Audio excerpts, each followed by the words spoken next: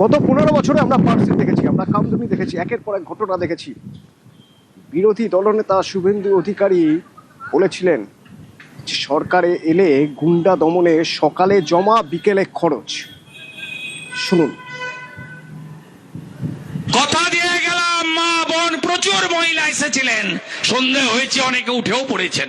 Record করে রাখুন রাজ্যের বিরোধী দলনেতার কথা।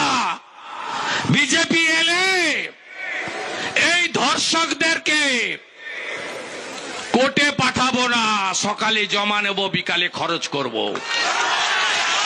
যোগী আদিত্যনাথ হেমন্ত বিশ্ব শর্মার দেখানো পথে বাড়ি বাড়ি গিয়ে বলুন। কথা দিয়ে গেলাম, মা বোন প্রচুর মহিলা এসেছিলেন, সন্দেহ হয়েছে অনেকে উঠেও পড়েছেন। রেকর্ড করে রাখুন রাজ্যের বিরোধী দলনেতার কথা। বিজেপি এলে এই ধর্ষকদেরকে কোর্টে পাঠাবো না, সকালে জমা নেব, বিকালে খরচ করব। যোগী আদিত্যনাথ হেমন্ত বিশ্ব শর্মার দেখানো পথে বাড়ি বাড়ি গিয়ে বলুন। এবং তারপরে এই বারুইপুরের মতো জঘন্য ঘটনা, নৃশংস ঘটনা, যে ঘটনার তদন্ত করতে গিয়ে, ঘটনার পুনর্নির্মাণ করতে গিয়ে অভিযুক্ত প্রভাস মণ্ডল এনকাউন্টার, যা শোনার পর ওই নির্যাতিতা নাবালিকার বাবা কি বলছেন? বলছেন পুলিশের উপর ভরসা আছে, প্রশাসনের উপর ভরসা আছে, মুখ্যমন্ত্রীর উপর ভরসা আছে। সরকারের পুরো রাস্তা ভরসা আছে। সিএম কালকের কথা দিয়েছে যেভাবে কাজ চালিয়ে যাচ্ছে, আমরা খুব খুশি। একদম এনকাউন্টার, একজন পুলিশের উপরে পুরো ফুল ভরসা আছে।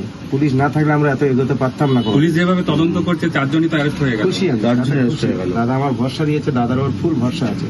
ওর যে সিএম আছে না, ওনাকে দাদা বলে আমরা সম্মান করি। দাদা ফুল ভরসা দিয়েছে, ওনার ওর ফুল বিশ্বাস, আশা, ভরসা সব আছে। এই ভয়ঙ্কর ঘটনার খবর শুনেই মুখ্যমন্ত্রী শুভেন্দু অধিকারী ওই নাবালিকার বাবার সঙ্গে কথা বলেছিলেন, পরিবারের সঙ্গে কথা বলেছিলেন আস্থা রাখুন, ভরসা রাখুন, আপনারা যা চাইছেন অর্থাৎ চরম শাস্তি, সেই শাস্তি দেওয়া হবে। আজ যখন সেই ঘটনার তদন্ত করতে গিয়ে একজনের এনকাউন্টার, পালাতে গিয়েছিল, পুলিশকে লক্ষ্য করে গুলি ছুঁড়েছিল, পাল্টা পুলিশ তাকে গুলি করে, পায়ে আর কোমরে গুলি লাগে, প্রভাস মণ্ডল হাসপাতালে নিয়ে গেলে মারা যায়। শোনার পর ওই নাবালিকার বাবা বলছেন ভরসা আছে, আস্থা আছে, ভরসা আছে সরকারের উপর, মুখ্যমন্ত্রীর উপর। সরকারের পুরো রাস্তা ভরসা আছে। সিএম কালকের কথা দিয়েছে যেভাবে কাজ চালিয়ে যাচ্ছে, আমরা খুব খুশি। একদম এনকাউন্টার, একজন পুলিশের উপরে পুরো ফুল ভরসা আছে।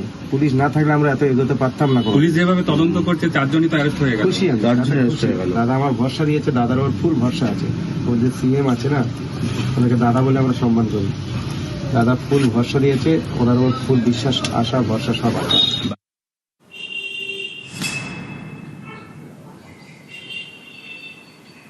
এই সেই প্রভাস মণ্ডল যাকে জেরা করার পর তার কাছ থেকেই জানা গিয়েছিল যে ওই পুকুরের ওইখানে বস্তায় নাবালিকার দেহ দেখিয়ে দিয়েছিল। সেই প্রভাস মণ্ডলকে নিয়ে রিকনস করার জন্য, ঘটনার পুনর্নির্মাণ করার জন্য নিয়ে যাওয়া হয়েছিল রাতে, তারপরে এনকাউন্টার, যা আপনারা ইতিমধ্যেই জানেন। কিন্তু এই ঘটনায় এই রিকনস্ট্রাকশন কতটা জরুরি ছিল, রাতে কেন প্রভাস মণ্ডলকে ওইখানে নিয়ে যাওয়াটা জরুরি ছিল, জানবো। বারুইপুর থানা চত্বর থেকে আমার সঙ্গে অমিত রয়েছেন। অমিত, দেখো, যে ধর্ষণ করে যে খুনের ঘটনা, সেই ঘটনা রিকনস্ট্রাকশন বা পুনর্নির্মাণ করা অত্যন্ত জরুরি ছিল।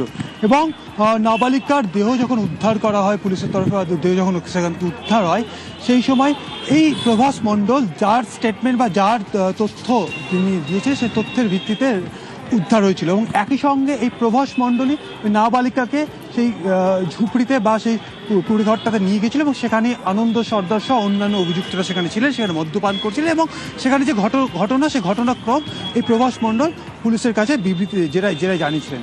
এবং ঘটনাস্থল, সেই কুড়েঘর বা সেই ঝুপড়ি, সমস্ত জায়গা কিভাবে একের পর এক ঘটনা কিভাবে ঘটেছিল তারই রিকনস্ট্রাকশন করতে নিয়ে যাওয়া হয়েছিল। এবং রিকনস্ট্রাকশন বা পুনর্নির্মাণ তদন্তের ক্ষেত্রে অত্যন্ত জরুরি। এবং রিকনস্ট্রাকশন করতে গিয়েই গতকাল রাতে একেবারে পুলিশ যখন তাকে ঘটনাস্থলে নিয়ে যায় সেই সময় প্রভাস মণ্ডল কর্তব্যরত যারা পুলিশ আধিকারিক বা কর্মী যারা ছিলেন তাদের সেখান থেকে এক পুলিশ কর্মীর রিভলভার ছিনিয়ে নিয়ে পুলিশকে লক্ষ্য করে গুলি চালায় এবং ঘটনাস্থল থেকে সে পালিয়ে যাওয়ার চেষ্টা করে এবং সেই সময় পুলিশের তরফে আত্মরক্ষা এবং একসঙ্গে অভিযুক্তকে ধরার জন্য পুলিশের তরফে পাল্টা গুলি চালানো হয় এবং ইতিমধ্যেই তাকে হাসপাতালে সেখান থেকে নিয়ে যাওয়া হয় এবং হাসপাতালে নিয়ে গেলে চিকিৎসকরা তাকে মৃত বলে ঘোষণা করে এবং এই ঘটনার পর যে আইনি যে প্রক্রিয়া রয়েছে, যেহেতু একটি এনকাউন্টারের ঘটনা ঘটেছে, সে ঘটনাস্থল থেকে অভিযুক্ত পালিয়ে যাওয়ার চেষ্টা করছিল, পুলিশকে লক্ষ্য করে গুলি চালিয়েছে এবং পাল্টা আত্মরক্ষায় পুলিশকে গুলি চালাতে হয়েছে। সেক্ষেত্রে যে পুরো যে ঘটনাক্রম, সেই ঘটনাক্রমের ক্ষেত্রে সুপ্রিম কোর্ট এবং মানবাধিকার কমিশনের যে গাইডলাইন রয়েছে সেই গাইডলাইন মেনেই পুলিশ বাকি আইনি প্রক্রিয়া ইতিমধ্যেই শুরু করে দেওয়া হয়েছে। সেখান থেকে আসার পর একটা জিডি এন্ট্রি করা হয়েছে ইতিমধ্যে বারুইপুর থানাতে। যে রিভলভার থেকে গুলি চলেছে বা গুলি চালানো হয়েছে সেই রিভলভার ইতিমধ্যেই জমা করা হয়েছে। যে সমস্ত পুলিশ আধিকারিক সেখানে ছিলেন তাদের সাথে প্রাথমিক তাদের স্টেটমেন্ট একটি রেকর্ড করা হয়েছে এবং যখন প্রভাসকে জখম অবস্থা হাসপাতালে নিয়ে যাওয়া হয় তাকে চিকিৎসকরা যখন তাকে দেখেন এবং দেখার পর মৃত বলে ঘোষণা করেন এবং সেই সময় সেই চিকিৎসকের আইন অনুযায়ী একজন কিভাবে একজনকে মারছেন, একজন পুলিশ কেন কাউকে মারছেন তা পুরোটা খতিয়ে দেখতে হবে। কেন প্রভাস মণ্ডলকে মারতে হলো তা খতিয়ে দেখা হবে। তার কিছু আইনি প্রক্রিয়া আছে, মানবাধিকারের কিছু নিয়ম রয়েছে, সেই নিয়ম লঙ্ঘন করা হয়েছিল কিনা সেসব দেখা হবে। যখন হাসপাতালে নিয়ে যাওয়া হয়েছিল সেই হাসপাতালের চিকিৎসক তিনি যখন দেখেছেন তার সঙ্গে কথা বলা হবে, যারা যারা ঘটনাস্থলে ছিলেন সবার সঙ্গে কথা বলা হবে। এটা তো গেল একটা দিক। আরেকটা দিক খুব জরুরি, কোন পরিস্থিতিতে পড়ে পুলিশকে গুলি চালাতে হয়েছিল। কারণ আমরা বারবার বলছি যে এলাকায় এই ঘটনা ঘটানো হয়েছিল সেই এলাকা এমনই যে সেই এলাকা থেকে বেরিয়ে অন্য জায়গায় যাওয়ার পথ বা কত দ্রুত এক জায়গা থেকে আরেক জায়গায় সরে যাওয়া যায় তা প্রভাস মণ্ডল খুব ভালো করে জানতো, তার চেনা জায়গা। সেইখানে গিয়ে প্রভাস মণ্ডল কাল ঠিক কী করেছিল যার জন্য পুলিশ গুলি চালাতে বাধ্য হয়েছিল, কি হয়েছিল, কার রিভলভার ছিনিয়ে নিয়েছিল প্রভাস মণ্ডল, গুলি কোন পুলিশ অফিসার চালিয়েছিলেন, পুলিশ কর্মী চালিয়েছিলেন। অর্পণ আছে সরাসরি আমার সঙ্গে। অর্পণ, দেখো, তাকে এই প্রভাসকে যখন নিয়ে যাওয়া হয় ওই ঘটনাস্থলে, সেখানে গিয়ে বারে বারে সে ভুল তথ্য দিতে শুরু করে পুলিশকে। কখনো জানায় উত্তর দিকে, কখনো জানায় পশ্চিম দিকে, সে ঠিক মনে করতে পারছে না। এমন সময় সে যখন ভেড়ির আল দিয়ে যাচ্ছিল সেই সময় রনি সরকারের কাছ থেকে তার সার্ভিস রিভলভার কেড়ে নেয়। শুধু কেড়ে নেওয়া নয়, সঙ্গে সঙ্গে পুলিশের যে টিম ছিল তাদের দিকে লক্ষ্য করে গুলি ছুটতে থাকে। এক রাউন্ড গুলি ছড়ে পরে সঙ্গে সঙ্গে তাকে এই যে আলের রাস্তা, সেই আলের রাস্তা দিয়ে সে মাঠের দিকে পালাতে যায়। সেই সময় সিটের সদস্য অর্ঘ্য মণ্ডল সে তার সার্ভিস রিভলভার থেকে গুলি চালায় এবং সেই গুলি গিয়ে লাগে প্রথমে পায়ে, তারপরে কোমরে। দ্বিতীয়ত এখানে তার হাতে যেহেতু রিভলভার ছিল সে সঙ্গে সঙ্গে আবারও গুলি চালাতে পারত। সে কারণে কিন্তু পুলিশ কর্মীরা নিজেদের প্রাণের ঝুঁকি নিয়েও তাকে সঙ্গে সঙ্গে গিয়ে ধরে ফেলে।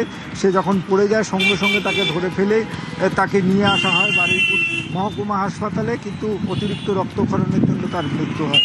এখানে দুটি পয়েন্ট খুব গুরুত্বপূর্ণ, যে সে সান্নিক যেটা সকাল থেকেই জানাচ্ছিল যে এই জায়গাটা কিন্তু তার খুব পরিচিত, তার নখদর্পণে কোন দিকে কোন রাস্তা রয়েছে সেটা তার জানা। এবং রাতের যখন পুনর্নির্মাণে যখন তাকে নিয়ে যাওয়া হয় সে অতি সহজেই সেখান থেকে পালিয়ে যেতে পারত। শুধুমাত্র তার লক্ষ্যভ্রষ্ট হওয়ার জন্য কিন্তু যে সিটের সদস্য বা অন্যান্য পুলিশ কর্মীরা ছিলেন তাদের গুলি লাগেনি, নাহলে কিন্তু কোনো পুলিশ কর্মীরও গুলি লাগতে পারত। সঙ্গে সঙ্গে সেখান থেকে তাকে নিয়ে আসা হলেও কিন্তু তাকে প্রাণে বাঁচানো যায়নি। এই অভিযুক্ত প্রভাসের বিরুদ্ধে তার মা, তার স্ত্রী এবং এলাকার মানুষজন তারা কিন্তু ক্ষোভ উগরে দিচ্ছেন। কারণ একাধিক সকালে উঠে বারুইপুর জানলো প্রভাস মণ্ডল মারা গেছে, পুলিশের গুলিতে মারা গেছে। কেননা পুলিশকে লক্ষ্য করে উল্টো গুলি ছুঁড়েছিল পুলিশেরই রিভলভার নিয়ে। এনকাউন্টার বলা হয়, কোনো সায়েন্টিফিক নেম নয়, চলতি কথায়। কিন্তু পালাতে গেছিল চেনা জায়গা থেকে। পুলিশ রাতের অন্ধকারে যখন পাল্টা চেস করে গুলি চালায় প্রভাস মণ্ডল, পাল্টা পুলিশের গুলি। কোন জায়গায় এই সব ঘটনা ঘটে গেল কাল ভোর রাতে? আজ সকালে আমরাই প্রথম পৌঁছই সেই স্পটে। সান্নিক আমার সহকর্মী আজ ভোরবেলা সেই স্পটে পৌঁছে যান এবং সেই স্পট থেকে ঠিক কি হয়েছিল, কোন দিকে পালাচ্ছিল প্রভাস মণ্ডল, কোন জায়গায় ঘটনা ঘটে দেখিয়েছে আমাদের। দেখুন, আমি দুটো জায়গা দেখাবো যেখানে ঘটনাটা, এই অপরাধ ঘটানো হয়েছিল এবং যেখানে গতকাল রাত্রিবেলা গুলি চালানোর ঘটনা ঘটেছে। ডিস্টেন্সটা তোমাকে একটু দেখাবো। যে জায়গাতে এই মুহূর্তে দাঁড়িয়ে রয়েছি, এখান থেকে তুমি দেখতে পাচ্ছ 20-25 মিটার দূর হবে এখান থেকে। সেই জায়গাতে একটা জায়গা কর্ডন করে রাখা হয়েছে।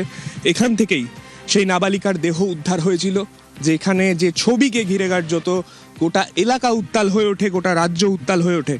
সেই গোটা ঘটনার তদন্তে পুলিশ নামে, পুলিশ তদন্তকারী দল, পুলিশের যে 4 জন এখনো পর্যন্ত গ্রেফতার হয়েছে তাদের মধ্যে একজন প্রভাস মণ্ডল, তাকে নিয়ে গতকাল রাত্রি 12:45 এই ঘটনাস্থলে রিকনস্ট্রাকশনের জন্য এসে পৌঁছয়। প্রভাস মণ্ডলকে নিয়ে আসার পরেই যেটা পুলিশের তরফে দাবি, যে জায়গাতে এই ঘটনা ঘটেছে সেই জায়গাতে পুলিশের কাছ থেকে রিভলভার ছিনিয়ে নিয়ে, সার্ভিস রিভলভার ছিনিয়ে পুলিশের দিকে লক্ষ্য করে 1 রাউন্ড গুলি ফায়ার করা হয়। এবং যখন এই ঘটনা হয় তারপরে যে ছবি তুমি দেখতে পাচ্ছ, এই জায়গা দিয়ে প্রভাস মণ্ডল পালানোর চেষ্টা করেছিল। পুলিশকে বাধ্য হয়ে সেই সময় আত্মরক্ষার্থে গুলি চালাতে হয়।